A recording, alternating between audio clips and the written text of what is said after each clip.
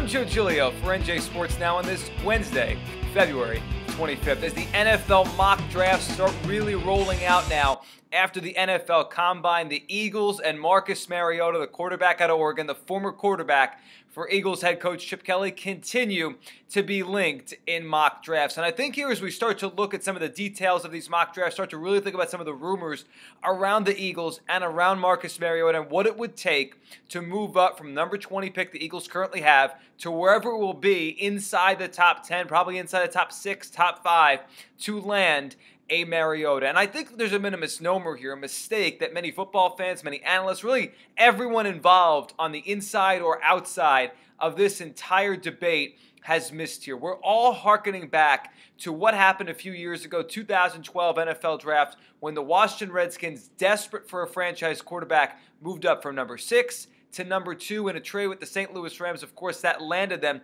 Robert Griffin III, his first year dynamic. They make the postseason. Since then, an absolute mess on and off the field. And to move up those 4 spots, to go from 6 to 2, the Redskins surrendered a haul, a group of draft picks that really set the Redskins franchise back years and has put the Rams on the path back to relevance. 3 number 1 picks and a number 2 to move up 4 spots. So you use that, and I believe many of us, myself included, have thought about that as a recent example of a team needing and wanting to move up for what is perceived to be a franchise-changing quarterback. And we say, how could the Eagles even possibly do this without mortgaging 2, 3, 4 years of their draft? How could they get up from number 20 to, let's say, number 2, 3, 4, 5, or 6 and not give up double or more of what the Redskins gave up to move from 6 to 2? Well, I think we have to take a step back and realize the Redskins at that time, under that leadership and with the owner Daniel Snyder,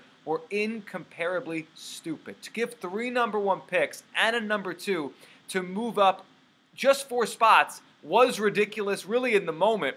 If RG3 had turned out to be everything he promised to be, we probably wouldn't be having a conversation like that. But that's the reality of the situation. The Redskins gave up way too much. And I think that shouldn't be used as a baseline here. And I think that should be used more as an outlier in the way draft day trades go. Look, if that's what it takes to move up from 6 to 2, the idea of the Eagles getting from 20 to 5, 6, or 2 or 3, wherever they have to go to secure Marcus Mariota, it is far-fetched. And I understand why the reaction is coming in saying there's no way the Eagles can get up that far. But a couple of very well-respected football reporters, those who've been around the game and know the game of football as well as anyone on the planet, they have started to mock Marcus Mariota to the Eagles in their mock drafts, and it's not taking, according to them, as much or even close to as much as what it took the Redskins a few years ago to get RG3. First, we'll start with Pat Kerwin, CBS Sports. He has the Eagles and Raiders making a trade, a couple number 1 picks, and LaShawn McCoy. That is it.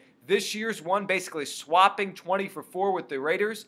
Next year's one on LaShawn McCoy, I think if the Eagles could do that, they would do it in a heartbeat. As good as McCoy is, running backs, we all know their shelf life is not very high, and he's had a lot of carries at, though, a very young age. I don't think McCoy's going to be great for very much longer. I think the Eagles would make that deal. The other one, the bigger one, Peter King, Monday morning quarterback, Sports Illustrated. We all know him. We all read him. He is as locked in on the NFL and those inside the NFL as anyone really in the media right now. And he has a projection, a mock draft that came out on Wednesday saying the Eagles could swap a pair of number 1s, a number 2, and a number 4 to the Redskins for the number 5 pick. And how ironic would it be if it was the Redskins making that deal and trying to maybe replenish and try to make up for the awful deal they made just a few years ago. So as we move through these next few months and we talk more about Mariota, the Eagles' possibilities and what could happen with this idea of Chip Kelly trying to get up for his quarterback, I think we have to stop using